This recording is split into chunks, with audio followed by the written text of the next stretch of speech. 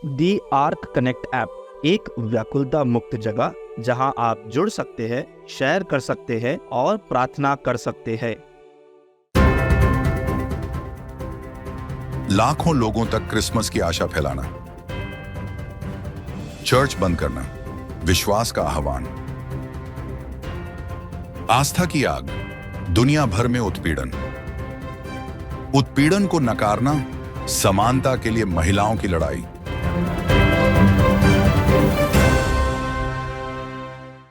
लाखों लोगों तक क्रिसमस की आशा फैलाना। इस क्रिसमस सीजन में चाइल्ड इवेंजलिज्म फेलोशिप CEF का लक्ष्य अपने क्रिसमस पार्टी क्लबों के माध्यम से दुनिया भर में 12 मिलियन से अधिक बच्चों तक यीशु का संदेश पहुंचाना है। ये अंतर सांप्रदायिक समारोह बच्चों को क्रिसमस का सही अर्थ समझने में मदद करते हैं, स्वयं सेवकों को सुसमाचार और मसीह के प्रेम को साझा करते हुए मनोरंजक गतिविधियों का नेतृत्व करने के लिए सशक्त बनाते हैं।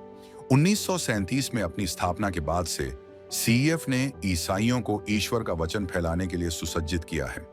इस वर्ष संगठन का लक्ष्य 3,48,000 स्वयं सेवकों को प्रशिक्षित करना और 3,67,000 क्लबों की मेजबानी करना है, जिसमें 80 से अधिक देशों में बच्चों के बीच विश्वास के बीज बोने के लिए बाइबल पाठ, संगीत और पवित्र शास्त्र स्मृति खेल जैसी गतिविधियां शामिल हैं। CEF का क्रिसमस पार्टी क्लब मंत्रालय प्रार्थना के महत्व पर जोर देता है। कर्मचारियों और स्वयंसेवकों ने कमजोर क्षेत्रों में लोगों को उठाने के लिए खुद को समर्पित कर दिया है। सुसमाचार के प्रति उनकी प्रतिबद्धता न केवल बच्चों तक पहुंचती है, बल्कि विपरीत परिस्थितियों में भी आशा का संचार करती है।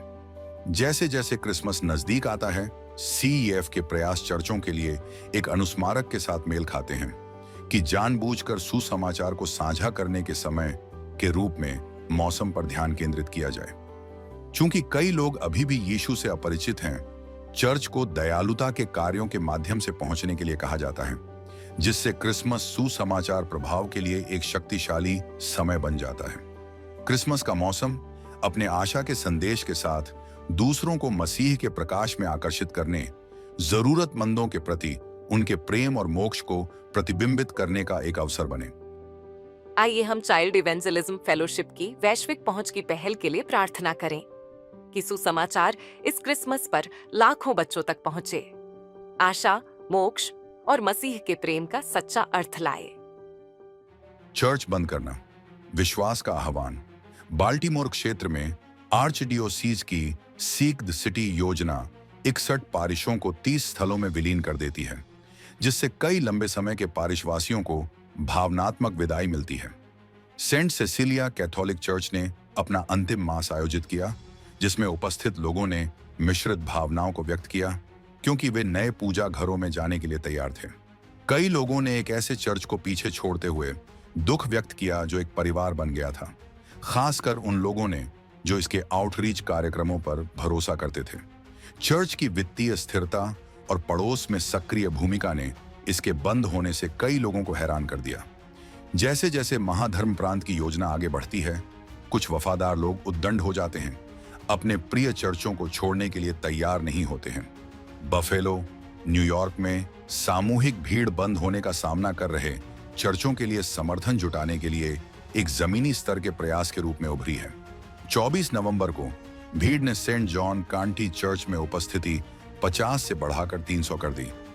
ये समुदाय संचालित पहल, जो धन जुटाने और एकजुटता दिखाने में मदद करती है, गायब होने के जोखिम वाले चर्चों के प्रति कई लोगों के गहरे लगाव को रेखांकित करती है। चूंकि बाल्टीमोर और बफेलो में सूबा वित्तीय संकट, चर्च की उपस्थिति में गिरावट और कम पुजारियों का सामना कर रहे हैं, इसलिए बंद करना अपरिहार्य है। ये कार्रवाइयां धर्मनिरपेक्षता की कठोर वास्तविकताओं और पिछले घोटालों के दुष्परिणामों को दर्शाती हैं। फिर भी कई लोगों के लिए चर्च के दरवाजे बंद करना परिवार के किसी सदस्य को खोने जैसा लगता है, जो ईसाई उपस्थिति के खत्म होने के दर्द का संकेत है। इस अशांत समय में चर्च का बंद होना और विलय न केवल संस्थानों की गिरावट को दर्शाता है, बल्कि ईसा मसीह के संदेश की बढ़ती तात्कालिकता को भी दर्शाता है। जैसे ही हम इन संकेतों को देखते हैं, यह एक अनुस्मारक है कि सुसमाचार का कार्य जारी रहना चाहिए, भले ही हम इतिहास के समापन अध्यायों का आइए हम बंदी और विलय का सामना कर रहे चर्च समुदायों के बीच एकता और विश्वास के लिए प्रार्थना करें, ताकि भगवान उनके बंधन को मजबूत कर सकें, उनके मिशन को संरक्षित कर सकें और उनके कदमों को आगे बढ़ा सकें। आस्था की आग, दुनिया भर में उत्पीड़न। मॉरिटानिया में ईसाई धर्म को गंभीर प्रतिबंधों का सामना करना पड़ता है। इस्लाम से धर्मांतरित लोगों को अधिकारियों और परिवारों दोनों से लगातार शत्रुता का सामना करना पड़ता है। धर्म त्याग कानूनी तौर पर मौत की सजा है और बपतिस्मा गुप्त रूप से किया जाना चाहिए। जोखिम निष्कासन आजीविका की हानि और उत्पीड़न को परिवर्तित करता है, जो अक्सर उन्हें अपने घरों से भागने के लिए मजबूर करता है। इन चुनौतियों के बीच इंटरनेट विश्वासियों के लिए कनेक्शन की एक धुंधली झलक प्रदान करता है। ईरान में ईसाइयों, विशेष रूप से धर्मांतरित लोगों को कठोर पूछताछ, कारावास और यातना का सामना करना पड़ता है। ईसाई धर्म का प्रचार करने और विदेशी सरकारों के साथ सहयोग करने के आरोप में 3 ईसाइयों को हाल ही में जमानत पर रिहा होने से पहले शारीरिक और मनोवैज्ञानिक शोषण का सामना करना पड़ा। अन्यायपूर्ण आरोपों के बावजूद वे मसीह को त्यागने से इनकार करते हुए अपने विश्वास में दृढ़ रहे। रिवॉल्यूशनरी गार्ड कॉर्प्स लगातार घरेलू चर्चों को निशाना बना रही है, जिससे ईरान के वफादारों में डर बढ़ गया है। ईसाइयों पर ईरानी शासन की कार्रवाई की अंतर्राष्ट्रीय स्तर पर निंदा हुई है। संयुक्त राष्ट्र ने धार्मिक स्वतंत्रता का आग्रह किया है और सभी कैद किए गए विश्वासियों की रिहाई का आह्वान किया है। फिर भी ईरान में धर्मांतरण करने वालों को अभी भी गंभीर भेदभाव का सामना करना पड़ता है। चर्चों में जाने से रोका जाता है और राष्ट्रीय सुरक्षा के लिए खतरा बताया जाता है।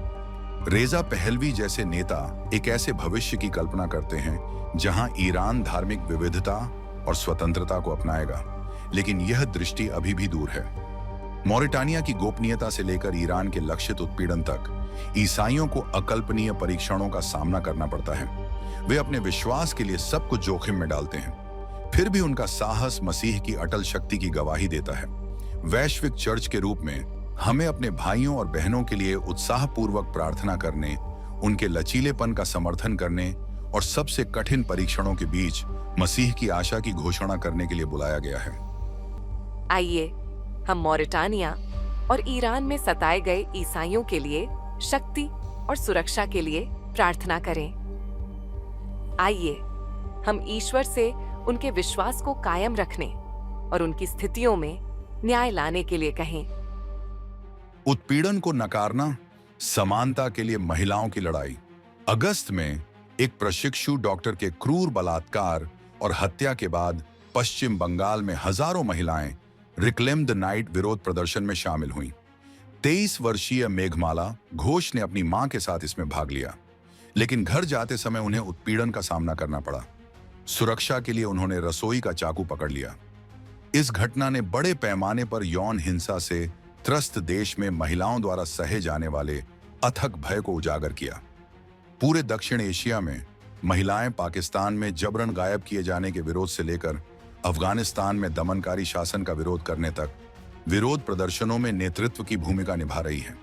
फिर भी इन साहसी कृत्यों को भयंकर प्रतिक्रिया का सामना करना पड़ता है, जिसमें धमकियां, चरित्र हनन और असहमति को दबाने और महिलाओं की विनम्रता को हथियार बनाने के लिए डिजाइन किया गया लक्षित उत्पीड़न शामिल है। अत्यधिक रूढ़िवादी संस्कृतियों में महिला प्रदर्शनकारियों को प्रणालीगत स्त्रीद्वेष और सामाजिक तिरस्कार सहना पड़ता है। निगरानी, धमकी और पारिवारिक अस्वीकृति अक्सर उनके संघर्ष को बढ़ा देती है। फिर भी कई लोग ऐसे देशों में न्याय और समानता के लिए आंदोलनों का समर्थन करते हुए आगे बढ़ रहे हैं, जहां यौन हिंसा, उत्पीड़न और गहरी जड़ें जमा चुकी लैंगिक असमानता मौजूद है। प्रणालीगत उत्पीड़न के खिलाफ विरोध प्रदर्शन में महिलाओं का उदय उग्र विरोध के सामने उनके अटूट साहस को उजागर करता है। उनका दृढ़ संकल्प विश्वासियों को सभी के लिए समानता, सुरक्षा और सम्मान की वकालत करते हुए सुरक्षा और न्याय के लिए प्रार्थना करने के लिए कहता है। न्याय और समानता के लिए खड़ी महिलाओं के लिए ईश्वर से सुरक्षा और शक्ति के लिए प्रार्थना करें, ताकि वे सुरक्षा के लिए अपनी लड़ाई में हिंसा, उत्पीड़न और उत्पीड़न पर काबू पा सकें। हम इसे रे ऑफ होप क्यों कहते हैं? क्योंकि हमारा मानना है कि प्रार्थना इस अंधेरी दुनिया में आशा की किरण है।